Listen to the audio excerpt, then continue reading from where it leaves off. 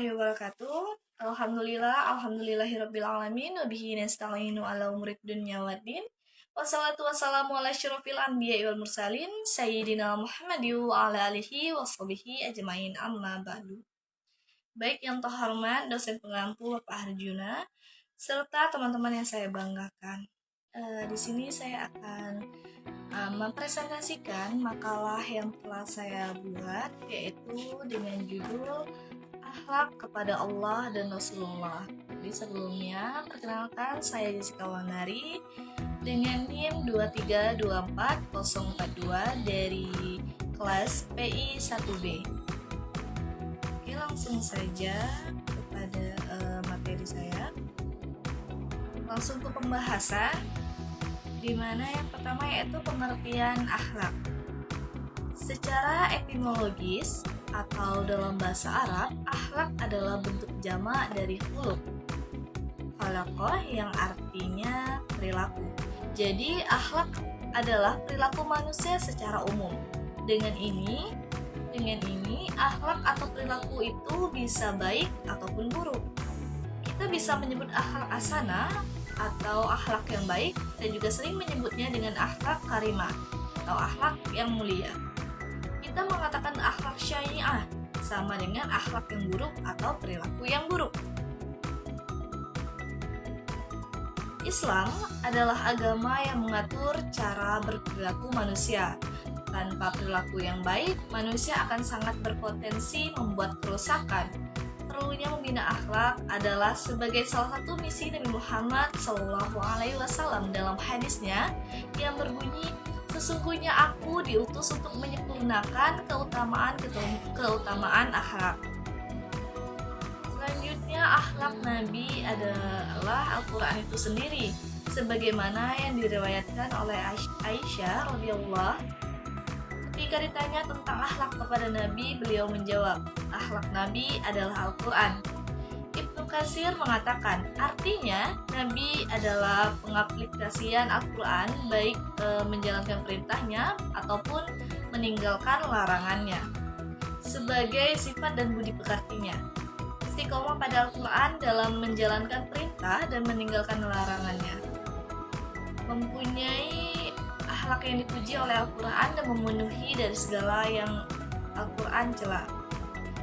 Namun secara etimologi atau cara terminologi, menurut Imam Al-Ghazali, akhlak adalah sifat yang tertanam dalam jiwa yang menimbulkan macam-macam perbuatan dengan gampang dan mudah tanpa memerlukan pemikiran dan pertimbangan.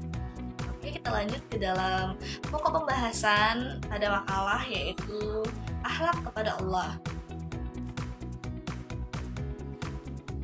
Akhlak kepada Allah dapat diartikan sebagai sikap atau perbuatan yang seharusnya dilakukan oleh manusia sebagai makhluk pada Tuhan sebagai Khalik. Sikap atau perbuatan itu memiliki ciri-ciri perbuatan akhlak sebagaimana telah disebutkan di atas. Sekurang-kurangnya ada 4 alasan mengapa manusia perlu berakhlak kepada Allah. Pertama, karena Allah lah yang menciptakan manusia. Dia yang menciptakan manusia dari air yang ditumpahkan keluar dari tulang punggung dan tulang rusuk. Sebagaimana ini difirmankan oleh Allah di dalam Quran surah At-Tariq ayat 5-7. Yang kedua, yaitu karena Allah lah yang telah memberikan perlengkapan panca indera berupa pendengaran, penglihatan, akal, pikiran, dan hati, di samping anggota badan yang kokoh dan sempurna kepada manusia. Nah, ini tercantum di dalam Quran surah An-Nahl ayat 78. Yang ketiga, yaitu karena Allah lah yang telah menyediakan berbagai bahan dan sarana yang diperlukan bagi kelangsungan hidup manusia, seperti bahan makanan yang berasal dari tumbuh-tumbuhan, air, udara, binatang ternak, dan lainnya. Ini tercantum di dalam Al-Quran pada firman Allah surah Al-Jathiyah ayat 12-13. Dan yang keempat, yaitu Allah lah yang telah memuliakan manusia dengan diberikannya kemampuan daratan dan lautan. Ini tercantum di dalam Quran surah Al-Isra ayat 70. Menurut Kahar masyhur dalam bukunya yang berjudul Membina Moral dan Akhlak, bahwa akhlak terhadap Allah itu antara lain: yang pertama, cinta dan ikhlas kepada Allah Subhanahu wa taala. Yang kedua, berbaik sangka kepada Allah. Yang ketiga, rela terhadap kadar dan qada, takdir baik dan juga buruk dari Allah. Yang keempat itu bersyukur atas nikmat Allah Subhanahu wa taala. Yang kelima, bertawakal dan berserah diri pada Allah. Yang keenam, senantiasa mengingat Allah. Yang ketujuh, memikirkan keindahan ciptaan Allah. Yang kedelapan, melaksanakan apa-apa yang diperintahkan Allah Subhanahu wa taala. Nah, dari uraian-uraian di atas dapat dipahami bahwa akhlak kepada Allah ataupun akhlak terhadap Allah Subhanahu wa taala, manusia seharusnya selalu mengabdikan diri hanya kepadanya semata dengan penuh keikhlasan dan bersyukur kepadanya, sehingga ibadah yang dilakukan ditujukan untuk memperoleh keridhoannya. Dalam melaksanakan kewajiban yang diperintahkan oleh Allah, terutama melaksanakan ibadah-ibadah pokok seperti sholat, zakat, puasa, haji, haruslah menjaga kebersihan badan dan pakaian, lahir dan batin dengan penuh keikhlasan. Tentu yang tersebut bersumber kepada Al-Quran yang harus dipelajari dan dipelihara kemurniannya dan pelestariannya oleh umat Islam. Oke, selanjutnya kita akan masuk ke dalam pembahasan yang kedua, yaitu akhlak terhadap Rasulullah.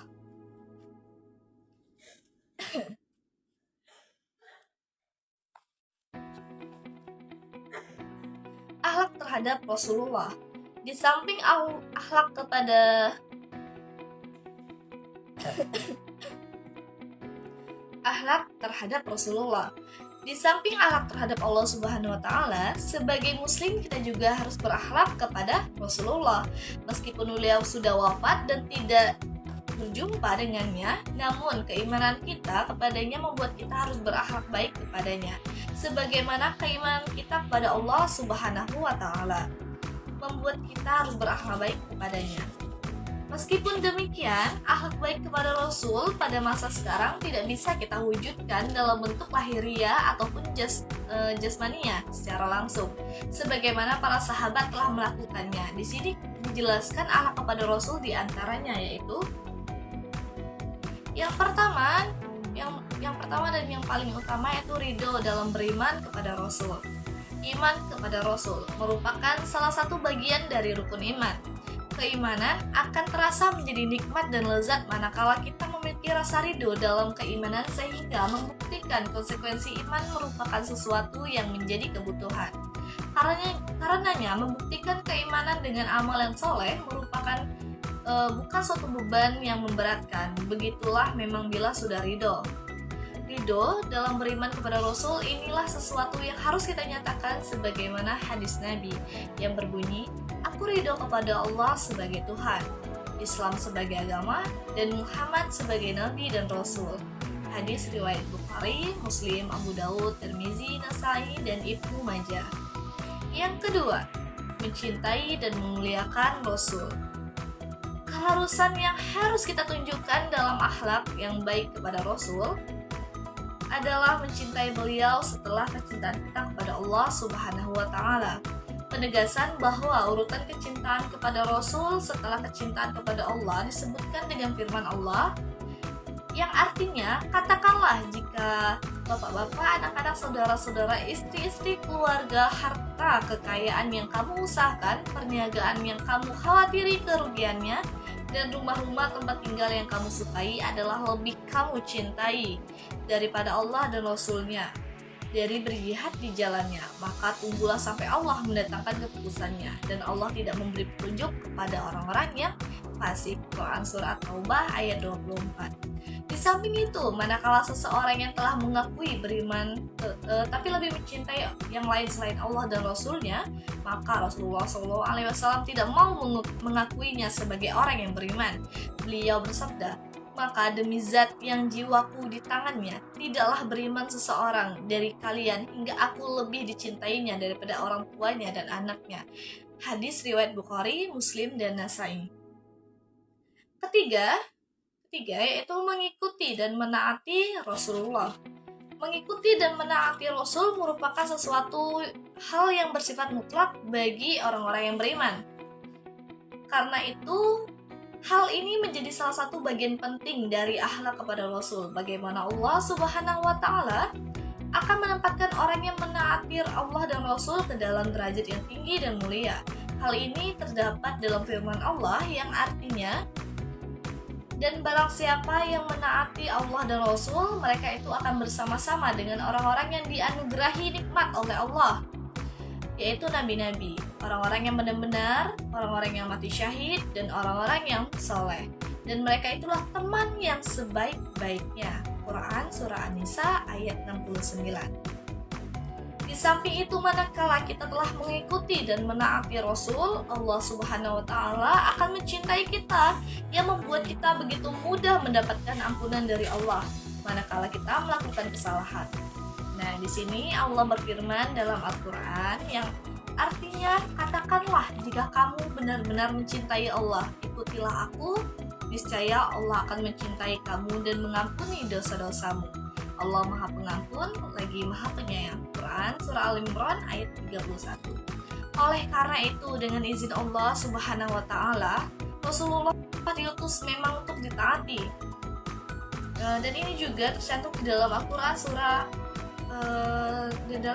surah An-Nisa ayat 64, di mana Allah berfirman yang artinya, dan kami tidak mengutus seseorang rasul melainkan untuk ditaati dengan seizin Allah. Sesungguhnya jikalau mereka kita menganiaya dirinya datang kepadamu, lalu memohon ampun kepada Allah dan Rasul pun memohonkan ampun untuk mereka, tentulah mereka mendapati Allah Maha Penerima Taubat lagi Maha Penyayang. Yang keempat yaitu mengucapkan salawat dan salam kepada Rasul. Secara harfiah, salawat berasal dari kata as-salah yang berarti doa, istighfar, dan rahmah. Kalau Allah bersalawat kepada Nabi, itu berarti Allah memberi ampunan dan rahmat kepada Nabi. Inilah salah satu makna dari firman Allah yang artinya, sesungguhnya Allah dan para malaikatnya bersalawat untuk Nabi. Hai orang-orang yang beriman, bersalawatlah kamu untuk Nabi dan ucapkanlah salam penghormatan kepadanya. Quran Surah Al-Ahzab ayat 56. Adapun bila kita bersalawat kepada Nabi, hal itu akan membawa keberuntungan bagi kita sendiri. Hal ini disabdakan oleh Rasul yang terdapat di dalam hadisnya yang berbunyi, barang siapa bersalawat untukku 1 kali, maka dengan salawatnya itu Allah akan bersalawat kepadanya 10 kali. Hadis riwayat Ahmad. Manakala seseorang telah menunjukkan akhlaknya kepada Nabi dengan banyak mengucapkan salawat, maka orang tersebut akan dinyatakan oleh Rasul sebagai orang yang paling utama kepadanya pada hari kiamat. Beliau bersabda, sesungguhnya orang yang paling utama kepadaku nanti pada hari kiamat adalah orang yang paling banyak bersalawat kepadaku. Hadis riwayat Tirmizi. Yang kelima yaitu menghidupkan sunnah Rasul. Kepada umatnya, Rasulullah tidak mewariskan harta yang banyak, tetapi yang beliau wariskan adalah Al-Quran dan sunnah. Karena itu, kaum muslimin yang berakhlak baik kepadanya akan selalu berpegang teguh kepada Al-Quran dan sunnah ataupun hadis agar tidak sesat. Beliau bersabda, aku tinggalkan kepadamu 2 pusaka. Kamu tidak akan tersesat selamanya bila berpegang teguh kepada keduanya, yaitu kitab Allah dan sunnahku. Hadis riwayat Hakim. Dengan demikian, menghidupkan sunnah Rasul menjadi sesuatu yang amat penting sehingga begitu ditekankan oleh Rasulullah. Yang keenam, yaitu menghormati pewaris Rasul. Berakhlak baik kepada Rasul juga berarti harus menghormati para pewarisnya, yakni para ulama yang konsisten dalam berpegang teguh kepada nilai-nilai Islam, yakni yang takut kepada Allah Subhanahu wa Ta'ala dengan sebab ilmu yang dimilikinya. Nah, yang artinya, dan demikian pula di antara manusia, binatang-binatang melata dan binatang-binatang ternak ada yang bermacam-macam warnanya dan jenisnya. Sesungguhnya yang takut kepada Allah di antara hamba-hambanya hanyalah ulama. Sesungguhnya Allah Maha Perkasa lagi Maha Pengampun. Quran Surah Al-Fatir ayat 28. Kedudukan ulama sebagai pewaris Nabi dinyatakan oleh Rasulullah. Dan sesungguhnya ulama adalah pewaris Nabi. Sesungguhnya Nabi tidak mewariskan uang dinar atau dirham. Sesungguhnya Nabi hanya mewariskan ilmu kepada mereka. Maka Barang siapa yang telah mendapatkannya berarti telah mengambil bagian yang besar. Hadis riwayat Abu Daud dan Tirmizi. Karena ulama disebut sebagai pewaris Nabi, maka orang yang disebut ulama seharusnya tidak hanya memahami tentang seluk-beluk agama Islam, tetapi juga memiliki sikap dan kepribadian sebagaimana yang telah dicontohkan oleh Nabi dan ulama. Seperti inilah yang harus kita hormati. Adapun orang yang dianggap ulama karena pengetahuan agamanya yang luas, tapi tidak mencerminkan pribadi Nabi, maka orang seperti itu bukanlah ulama, yang berarti tidak ada kewajiban kita untuk menghormatinya. Yang ketujuh yaitu melanjutkan misi Rasul. Misi Rasulullah SAW adalah menyebarluaskan dan menegakkan nilai-nilai Islam. Tugas yang mulia ini harus dilanjutkan oleh kaum muslimin. Karena Rasul telah wafat dan Allah tidak akan mengutus lagi seorang Rasul. Meskipun demikian, menyampaikan nilai-nilai harus dengan kehati-hatian, agar tidak menyampaikan sesuatu yang sebenarnya tidak ada dari Rasulullah. Keharusan kita melanjutkan misi Rasul ini ditegaskan oleh Rasul. Sampaikanlah dariku walau hanya satu ayat, dan berceritalah tentang Bani Israel, tidak ada larangannya. Barang siapa berdusta atas namaku dengan sengaja, maka hendaklah ia mempersiapkan tempat duduknya di neraka. Hadis riwayat Ahmad, Bukhari, Tirmizi, dan Ibnu Umar. Selanjutnya yaitu penutup. Kesimpulan dari makalah yang telah saya buat. Dari penjelasan di atas dapat disimpulkan bahwa salah satu komponen utama agama Islam adalah akhlak. Suatu perbuatan baru dapat disebut sebagai cerminan akhlak jika dilakukan berulang-ulang sehingga hampir menjadi suatu kebiasaan dan timbul dengan sendirinya tanpa mempertimbangkan yang lama dan dipikir-pikir terlebih dahulu. Bahwa akhlak kepada Allah itu antara lain: yang pertama, cinta dan ikhlas kepada Allah Subhanahu wa taala. Yang kedua, berbaik sangka. Yang ketiga, rela terhadap qadar dan qadar. Yang keempat, yaitu bersyukur atas nikmat Allah.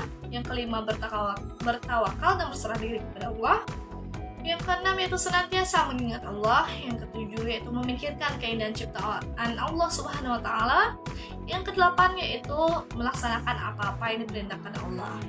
Selain akhlak kepada Allah, kita sebagai umat Islam harus memiliki akhlak kepada Rasulullah. Akhlak kepada Rasul yaitu yang pertama, ridho dalam beriman kepada Rasul. Yang kedua, mencintai dan memuliakan Rasulullah SAW. Yang ketiga, yaitu mengikuti dan menaati Rasul. Yang keempat, mengucapkan shalawat dan salam kepada Rasul. Yang kelima, yaitu menghidupkan sunnah Rasul. Yang keenam, menghormati pewaris Rasul. Yang ketujuh, melanjutkan misi Rasul. Baik, cukup sekian presentasi pada makalah saya yang bertemakan akhlak kepada Allah dan Rasul. Dan di sini saya memiliki 3 pertanyaan yang telah diajukan oleh dosen pengaku, yaitu Bapak Arjuna, yang kedua yaitu Stephanie Emilia, yang ketiga itu Sheila Adriana. Baik, pertanyaan pertama dari Bapak Arjuna, di mana beliau bertanya, apa maksud dari perkataan Jalaluddin Rumi tentang berakhlaklah dengan akhlak Allah? Baik, izin Pak untuk menjawab pertanyaan. Perkataan dari Jalaluddin Rumi, berakhlaklah dengan Allah, akhlak Allah, yang dikaitkan dengan Jalaluddin Rumi mengandung makna yang dalam pada ajaran sufi dan filsafat mistis Islam. Jalaluddin Rumi adalah seorang penyair, cendekiawan, dan sufi Persia yang terkenal. Nah, maksudnya itu adalah frasa ini mengajarkan manusia untuk meniru, menyelaraskan akhlak atau sifat-sifat Allah dalam kehidupan sehari-hari mereka. Dalam tradisi sufi, akhlak Allah ini merujuk pada sifat-sifat dan karakteristik yang dianggap sempurna dan mulia, yang tercermin dalam sifat-sifat Tuhan yang Maha Esa. Mengembangkan akhlak Allah berarti menumbuhkan dan menerapkan sifat-sifat seperti kasih sayang, kemurahan hati, keadilan, kebijaksanaan, kesabaran, dan pengampunan dalam interaksi dengan sesama manusia dan alam semesta. Ini melibatkan mengatasi sifat-sifat negatif seperti kebencian, iri hati, keserakahan, egoisme, dan kekerasan. Nah, dalam intinya, pesan ini ataupun perkataan dari Jalaluddin Rumi ini adalah mengajak manusia untuk mengadopsi sikap dan perilaku yang baik dan mulia, dan bermartabat dalam hubungan dengan sesama manusia dan penciptaan Tuhan secara keseluruhan. Dengan berakhlak kepada Allah, kita diharapkan dapat memperkuat hubungan dengan sesama manusia, menciptakan kedamaian, keadilan, dan harmoni di dunia ini. Begitu Pak maksud dari perkataan Jalaluddin Rumi tentang berakhlaklah dengan akhlak Allah. Baik, terima kasih Pak atas pertanyaannya. Oke, selanjutnya yaitu pertanyaan kedua dari Stephanie Emilia. Stephanie Emilia bertanya, bagaimana kita bisa memahami konsep takdir dan kehendak yang diberikan Allah? Oke, perlu kita garis bawahi bahwa bagaimana kita bisa memahami konsep takdir dan kehendak. Padahal pada kenyataannya kita sebagai manusia diberikan kebebasan untuk memilih. Oke. Sebelumnya, konsep takdir dan kehendak Allah ini melibatkan pemahaman bahwa Allah memiliki pengetahuan yang sempurna tentang segala sesuatu yang terjadi, termasuk pilihan-pilihan manusia. Meskipun manusia diberikan kebebasan untuk memilih, Allah mengetahui apa yang akan dipilih, begitu. Jadi walaupun kita memiliki kebebasan, tapi Allah lebih tahu apa yang sebaiknya kita pilih. Dengan demikian, kebebasan manusia dan takdir Allah saling berhubungan. Maksudnya begini, Steph. Manusia memiliki tanggung jawab untuk menggunakan kebebasan mereka secara bijaksana. Konsep ini bervariasi dalam tradisi agama dan keyakinan individu kita masing-masing.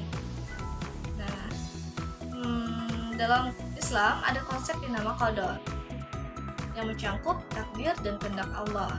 Dalam qadar ini menggambarkan pemahaman bahwa Allah mengetahui segala sesuatu yang akan terjadi, termasuk pilihan-pilihan yang akan kita buat sebagai seorang manusia.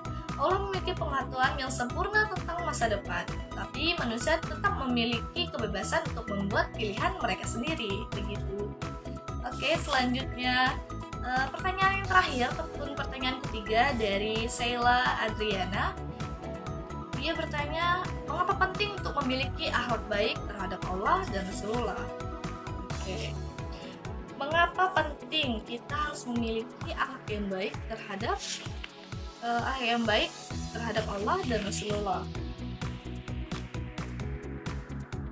Memiliki akhlak yang baik terhadap Allah dan Rasulullah memiliki banyak kepentingan dan manfaat yang mendalam. Berikut saya jabarkan dan juga saya sebutkan beberapa alasan mengapa penting untuk kita memiliki akhlak yang baik terhadap keduanya, baik itu kepada Allah maupun baik itu kepada Rasulullah. Yang pertama dan yang paling utama itu menghormati dan membangun hubungan yang baik kepada Allah dan Rasulullah ya. Akhlak yang baik terhadap Allah mencerminkan rasa hormat, penghormatan, dan cinta kepadanya. Dalam Islam, memiliki hubungan yang baik kepada Allah adalah tujuan utama bagi manusia. Dengan memiliki akhlak yang baik terhadapnya, kita menunjukkan pengabdian, ketaatan, dan rasa syukur yang mendalam. Yang kedua itu meneladani dan mengikuti teladan Rasulullah. Rasulullah Muhammad SAW adalah teladan terbaik dalam hal akhlak yang baik. Mengembangkan akhlak yang baik terhadap Rasulullah berarti kita menghormati, menghargai, dan mengikuti ajaran-ajaran serta prinsip-prinsip hidup yang beliau tunjukkan. Dengan meladani akhlak beliau, kita dapat meningkatkan kualitas hidup kita secara moral maupun spiritual. Yang ketiga yaitu meningkatkan kualitas diri. Akhlak yang baik terhadap Allah dan Rasulullah membantu kita meningkatkan kualitas diri.